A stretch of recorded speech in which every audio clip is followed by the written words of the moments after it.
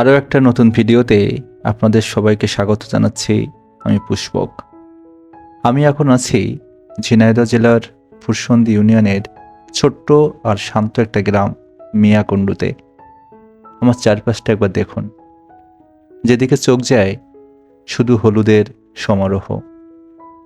মনে হচ্ছে যেন প্রকৃতির এই ক্যানভাসে কেউ মুঠো মুঠো কাঁচা হলুদ রং ঢেলে দিয়েছে। আজকের ভিডিওতে আমি আপনাদের নিয়ে যাব এই দিগন্ত জোড়া সরিষা ক্ষেতের ঠিক মাঝখানে। আমরা উপভোগ করব সরিষা ফুলের অপূর্ব সৌন্দর্য। তাই একটিও না টেনে পুরো ভিডিওটি আমার সাথেই থাকুন।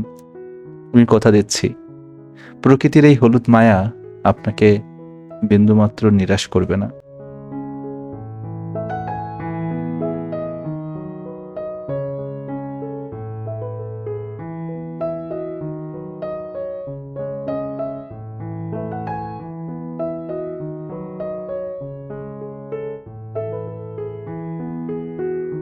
ঝিনাইদহ শহর থেকে খুব একটা দূরে নয়, মাত্র ২০ কিলোমিটার পেরোলেই আপনি খুঁজে পাবেন প্রকৃতির এই স্বর্গরাজ্য। শহরের ব্যস্ততা পিছে ফেলে আমরা এখন আমাদের বাইক নিয়ে ঢুকে পড়েছি গ্রামের সেই চিরাচরিত মেঠো পথে।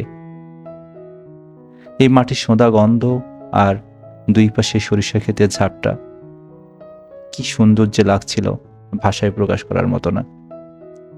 রাস্তাটা একটু আঁকাবাঁকা, কিন্তু চারপাশের এই হলদে আভা আমাদের ক্লান্তিটা এক নিমিষে দূর করে দিচ্ছে। আমরা এখন সরাসরি চলে যাব সরিষা ক্ষেতের একেবারে গহীনে, যেখানে প্রকৃতি তার সবটুকু সৌন্দর্য উজাড় করে দিয়েছে।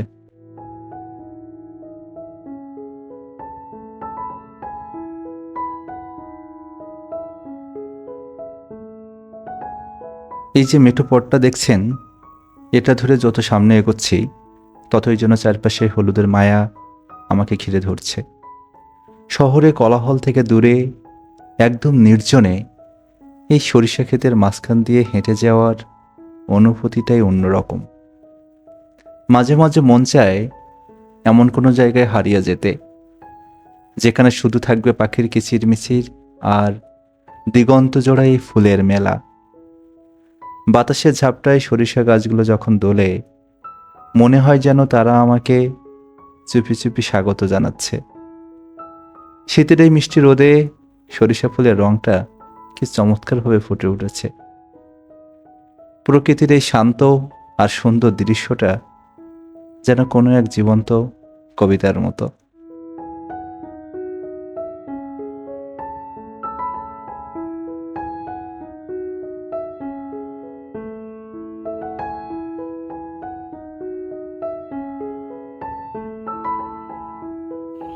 এটা আসলে চোখের শান্তি, দেখেই শান্তি।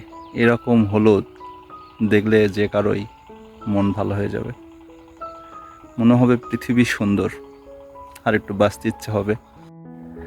বলুন দেখি কোথায় যাই, কোথায় গেলে শান্তি পাই। ভাবিলাম বনে যাব, তাপিত হিয়া জোড়াবো, সেখানেও অর্ধরাত্রে কাঁদে মৃগী কম্পগাত্রে।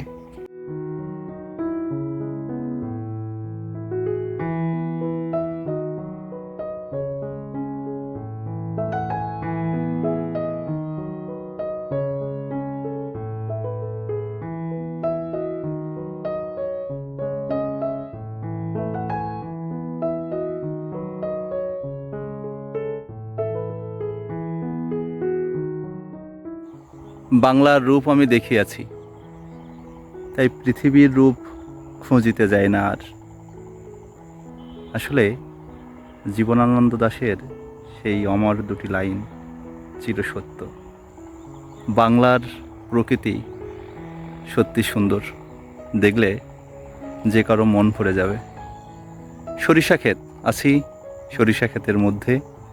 দেখতে পাচ্ছেন প্রকৃতি যেন আজ হলুদে ছেয়ে গেছে। যেদিকে তাকাই সেদিকে শুধু হলুদ হলুদ হলুদ।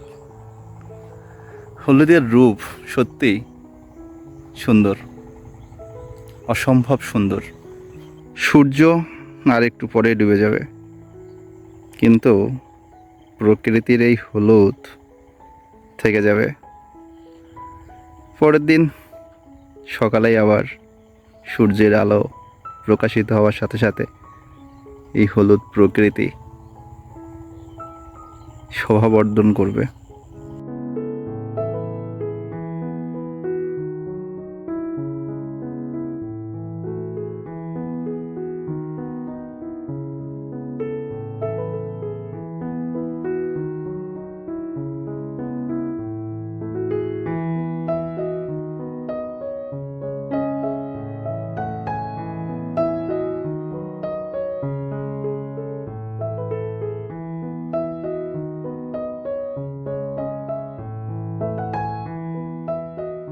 এখন আমরা যাচ্ছি মৌমাছির খামারে।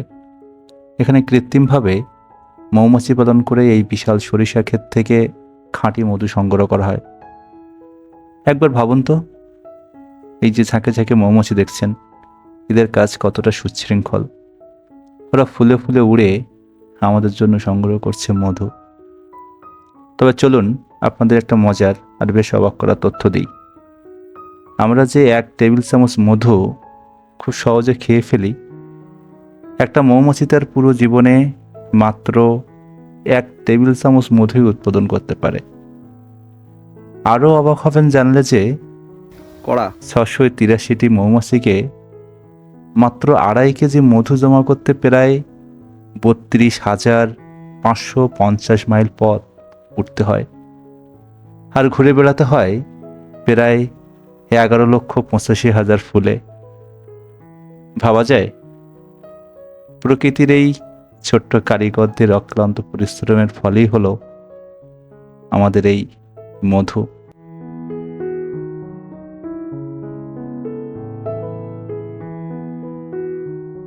বিদায় নিচ্ছি এই হলুদ সমুদ্র থেকে। দেখা হবে পরবর্তী কোনো এক নতুন ভিডিওতে। ততক্ষণে ভালো থাকবেন, সুস্থ থাকবেন। টাটা, বাবাই।